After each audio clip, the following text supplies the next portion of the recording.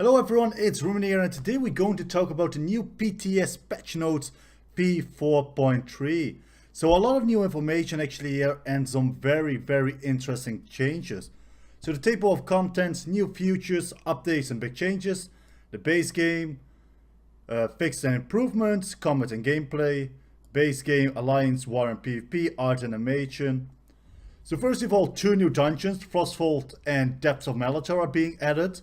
Both dungeons include a normal version in addition to a challenging veteran vision.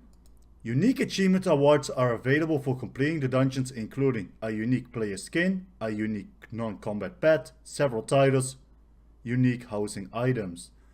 There are unique item sets including two new Undaunted Monster Mask sets, only available within the dungeons. These are listed below. So there are new item sets actually coming out. So first of all, the new item sets for Frostvault. Ice the Conjure, light armor, maximum magicka, spell damage, spell penetration. Applying a minor debuff to your enemy summons a non-reflectable ice rate that will charge into your enemy, dealing 90k frost damage over 4 seconds. This effect can acquire once every 12 seconds. Damn, that sounds nasty, man. Suckfin's Warband, medium. Weapon critical, physical penetration. When you deal critical damage with a light or heavy attack, you gain a stack of precision, increasing your weapon critical by 129 for 10 seconds, up to 10 stacks max. At max stacks, you also gain minor force, increasing your critical damage done by 10%. Mighty Glacier, heavy. Maximum stamina, maximum magicka, stamina recovery, magicka recovery. When you cast a snare or immobilize ability or hit a target with a snare or immobilized ability, you and up to 11 crew members gain major resolve and major ward for 15 seconds, increasing your physical and spell penetrate resistance by 5.3k. This effect can acquire once every 10 seconds. Stonekeeper, Monster Mask. 1. Maximum stamina, maximum magicka, maximum health. So basically tri-stats. When you block an attack, you gain an energy charge stack, up to 1 stack per second. When you gain 6 charges, you release energy, restoring 5.4k stamina magicka and healing for 5.4k. After releasing the charges, you cannot regain new charges for 14 seconds. Okay, interesting block sets. Can actually be useful perhaps in PvP as well. If you really get pressured, you know, you can block for a few seconds and after that you actually get some resources back. The other dungeon, Depths of Malatar, will add Auroran's Thunder, light armor, maximum health, spell damage and spell penetration. When you damage a nearby enemy with a single target ability, you summon a cone of lightning from your chest for 3 seconds, dealing 1300 shock damage every half seconds to enemies in the cone. This effect can acquire once every 6 seconds. Scavenging Demise, medium armor. 2 items adds weapon damage, 3 weapon critical, 4 weapon critical.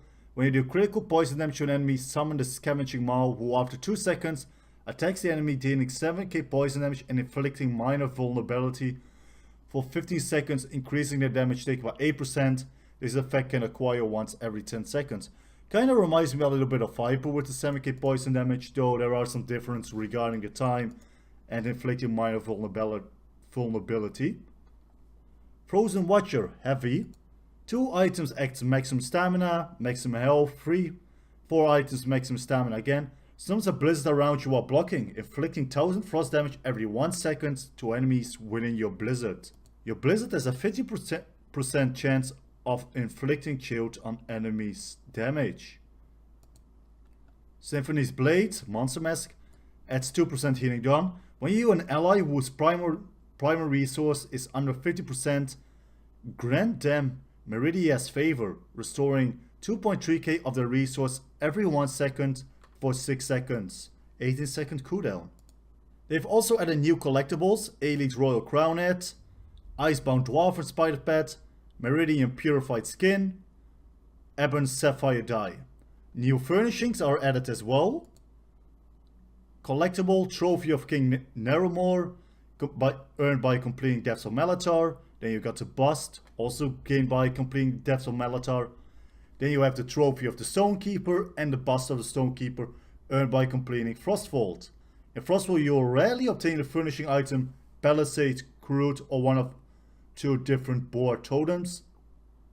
In Depths of Malatar, you will rarely obtain the furnishing item of Gala's Affini at all, a small Malatar stone, or even more rarely, a larger Malatar stone. The Achievement Goods Merchant also has new wares for those who are brave enough to explore the Dungeon of Wrathstone. For 100,000 gold, you can obtain a replica Cursed Orb of Meridia if you have completed the Depths of Malatar Vanquisher achievements. For 50k, you can obtain a Dwarven Tonal Arc if you have completed Frostvault Vanquisher achievements. Okay, base game, new battleground, Eldengfair. Eldengfair is now available to play in all playlists. In Eidolon, the lost language of the Wild Elves, Eldeng means Old Ironwood. Perhaps the 80s hoped such a name would grant permanence to the strange side between worlds. If so, it seemed to have worked. Eldengfair features two different maps split between the game types. Capture the Relic, Domination and Chaos Ball will take place on one variant. Crazy King and Deathmatch will take place on the other variant. Certain parts of the maps are available or closed off depending on the game mode groupings as described above. So that's actually pretty interesting. The map will be different based on the mode you are playing, which we haven't seen before in any of the other battlegrounds. So I'm very curious about this one. New PvP collectible and outfit styles. The new Elinir Arena Lion Pet can be acquired by combining 4 Arena Gladiators proofs available by completing conquest missions in Cyrodiil with an Arena Gladiators Roar available for purchase from war researchers in Cyrodiil. The weapon outfit styles for the Pit Demon, Stormlord and Fire Drake battleground teams can be obtained the same way you can obtain an armor outfit style for these teams by completing battlegrounds. Death matches will get you Pit Demon styles, Flag games will win you Stormlord styles, Land Grab match will earn you Fire Drake styles. Now Fire Drake is the better looking, without a doubt, in my opinion. So you just want to do Land Grab, even though Deathmatch is much more fun. Now, interesting enough, Cyrodiil sets have also gained updates, which I'm actually very happy with because some sets look very interesting now. For example, Deadly Strike, 2 items, maximum health, 3 adds weapon critical. Now you're getting 2 items, weapon damage, weapon critical, weapon damage. Increase the damage of physical, bleed, poison and disease damage over time abilities do by 40%. So this Deadly Strike is actually very nice, for example, now with something like Rending Slashes. And if you go perhaps in werewolf form, increases your bleed damage as well. Buffer of the Swift, Ult, adds 4% healing taken, maximum health, reduced damage taken from players by 5. When you take damage from a spell, you have a 10% chance to gain a damage shield that absorbs 2.6k for 6 seconds. New one adds 1k maximum magicka, 3k physical resistance, 3k spell resistance, and 5 reduced damage taken from players by 10%. Now imagine you just combine this set like heavy armor with a Nord or anything. That already reduces your damage by a lot. So this is actually a very nice tank set. Alessian Order Ult, Stamina Recovery, 4% healing taken, maximum health, increase the immunity to disabling effects after using Break Free by 3 seconds. New, Physical Resistance, 3k, 3k Spell Resistance, 1200 maximum health, increase your health recovery by 1% of your sum total physical and spell resistance. So this is your total. So let's say you have 30k physical and 30k spell resistance. That's 60k. And then 1% of the total of that will be 600 health recovery.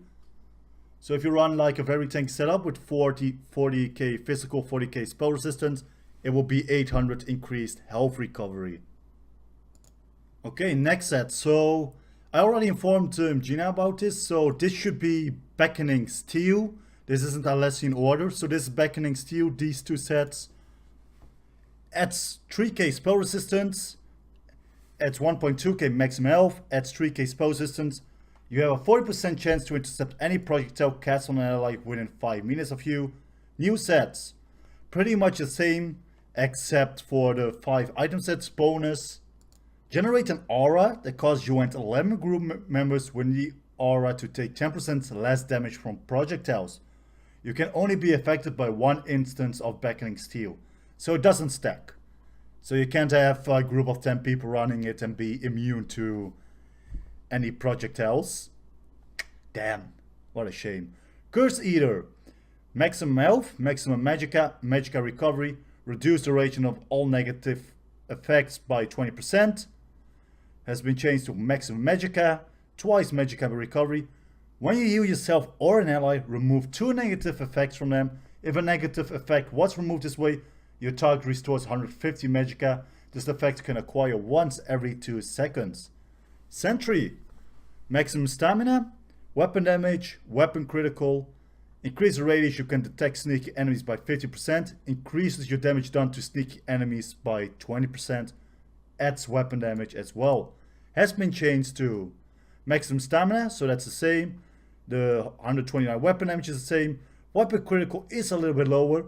When you begin to crouch, gain stealth detection for 10 seconds. This effect can only be activated every 30 seconds. Adds 129 weapon damage. So basically the stealth detection, instead of permanent, it's now only for 10 seconds after you start crouching yourself. And can only be activated every 30 seconds. So the zone guide, we already covered this in the Season of the Dragon and ESO live breakdown. But basically here is a smaller information peek about what the zone guide will do. So main story quest, way shrines, delves, group delves, points of interest, striking locals, set stations, Monderstones, public dungeons, world events, world bosses, sky shots, everything. Your progress towards completing these activities can also be seen on any overland zone map, as seen by the default M4 map key. From the zone guide, you can press a button on the bottom of the screen to guide you to the location of your next uncompleted activity from the order list above, excluding sky shots and Shelador's library books. Go Trader UI improvements, item name search, name matching, recent searches, price per unit, and category and filter updates. So basically for anyone who was running the add-on for the last 3 years, you don't need to run your add-on anymore. But to be honest, this is a great thing for console players who don't have the luxury or the option to use an add-on. So that's really great. New houses, the Elenir private arena, pit fighting promoted, Crotus thumbs down. Built this private arena atop the haunted ruins of Molafar because the land was cheap, and what could go wrong? So basically this is a PvP house. This is the first one. It's in a private arena. You will have the option to activate several traps like the blades, like the spinning blade you have, and the volcano which will blast out fire. Very interesting. The Frostfall Chasm. The side entrance to Frostfall leads down to a deep and spacious side grotto that was cut off from the main caverns long ago. Rich reward improvements. Instead of only receiving material from a lower tier than your crafting passive rank, you will now receive a distribution of materials with the majority of the materials being for your current material tier based on passive rank.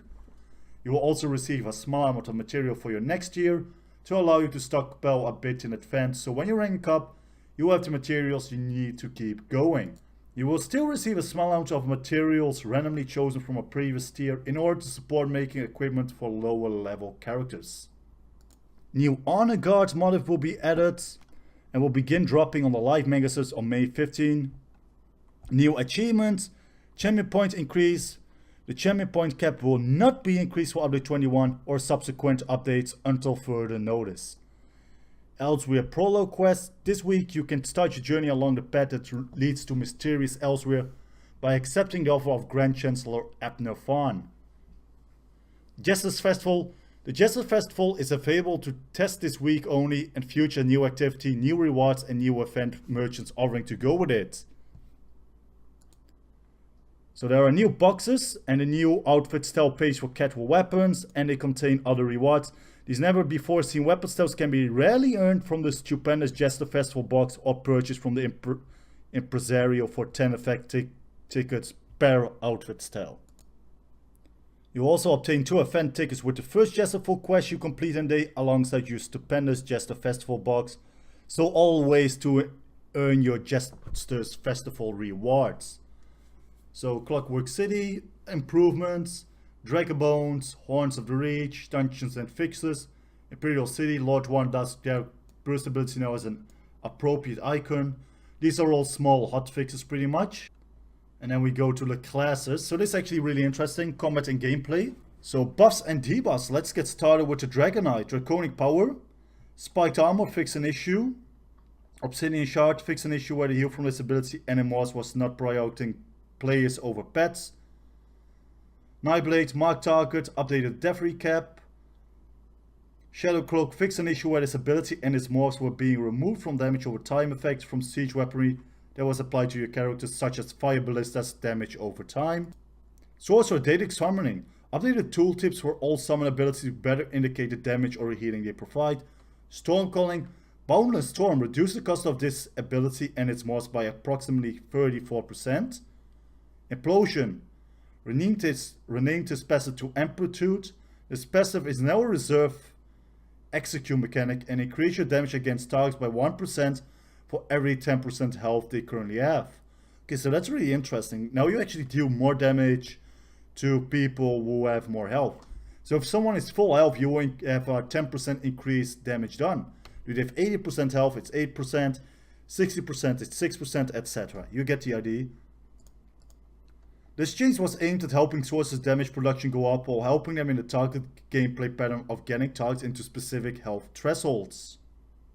Detracting from the feeling of uncontrollable bursts for the caster and sudden moments of low telegraphed high damage for the target. So yeah, here you can pretty much see it. Here's the charge. Overload. Your weapon will no longer be visible while you are casting a light or heavy attack while this ability or its morphs are toggled on. Fix an issue and fix another issue. Templar Dance Red, Blazing Shoot, fix an issue where this ability had an awareness view that limited damage dealt to. Solar Barrage, increase the damage dealt by this morph by approximately 10%. This ability now grants an infinite empower bonus during the entire duration, instead of firing a single empower bonus after each tick. Fix an issue where the ability heal from this ability and the morphs were not prioritizing the most injured targets inside the area. Warden, fix an issue, and fix another issue. Fix an issue. Weapon. Two-handed heavy weapons reduce the bleed applied from the X version of this passive by approximately 12%. Increase the damage bonus from the sword version of this passive to 6%. Okay. Dual wield twin blade and blunts reduce the bleed applied from the X version of this passive by approximately 12%. Increase damage bonus from the sword version of this passive to 3% per sword equipped. So they wanted to balance this pretty much a little bit more out. So they lowered the damage done from the twin blades and heavy weapons. And additionally, the bleeds applied from these weapons were performing well against all armor types, rather than focusing on being better against only targets with high physical resistance. Destruction Staff, Ancient Knowledge. Remove the requirement of having a Destruction Staff ability slotted to gain effect of this passive.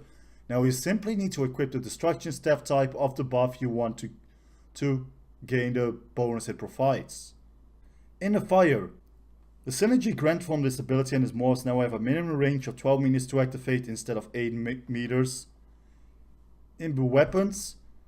The resource returned from failing to consume this ability will now only return a portion of the resources rather than all of them. The Liberation. Fix an issue where the major protection granted from this passive was unintendedly stronger than other sources of major protection. Assault Figure. Fix an issue. Red Maneuvers. This abilities and its morphs will no longer provide immunity to snares or immobilizes. Okay. So especially for PvP that will be interesting for like scroll runners and stuff. Retreat Maneuvers. This morph will no longer remove current snares or immobilize. It will instead grant affected allies a bonus that reduces the damage taken from behind by 15%. So the ratios will be covered in another video that will be coming up very soon, because it's something I just want to keep separate and go into more in detail. The snares from Siege Scattershot and Siege Trebuchet Ice Ball can now be purged. Mana guards have a shield. Expand the zap zones between keeps and resources. Increase the defense AP for keeps. Siege weaponry that applies dots will no longer break invisibility from players one hit. Battlegrounds. Slightly move the flags and some capture location deep in Drome. A lot with animation and figure stances here. General alchemy. Outfits, etc. Trials and dungeons. A lot of information here, but it's mostly like small information packs. A lot of issue fixes. So yeah, that's pretty much it.